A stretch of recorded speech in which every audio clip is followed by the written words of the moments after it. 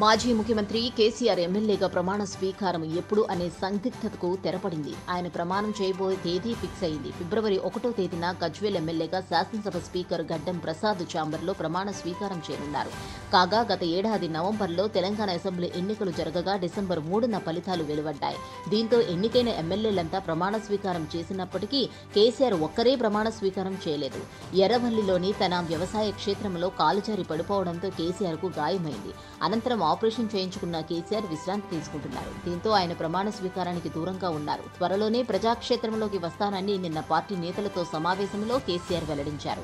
ఈ నేపథ్యంలో వచ్చే నెల 1వ తేదీన ప్రమాణ స్వీకారం చేయనున్నారు. కాగా అసెంబ్లీలో బీఆర్ఎస్ పక్ష నేతగా కేసీఆర్ను పార్టీ ఎమ్మెల్యేలు ఎన్నుకున్న సంగతి తెలిసిందే.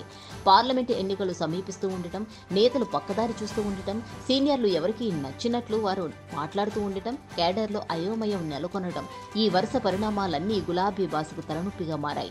ఈ క్రమంలో ఆయన మళ్లీ ప్రజాక్షేత్రంలోకి వచ్చి పార్లమెంటు ఎన్నికల్లో వీలైనన్ని ఎక్కువ సీట్లు గెలిచేలా ప్రణాళికలు రూపొందించనున్నారు. అన్ని పార్లమెంటు నియోజకవర్గాల్లో భారీ బహిరంగ సభలు నిర్వహించేలా కూడా ప్లాన్ చేస్తున్నారు. Please subscribe Pragna Media. Please like, share, subscribe to Pragna Media. Pragna Media, please do like, share and subscribe. Please subscribe to Pragna Media. Please like, share and comment if you like the video. Pragna Media.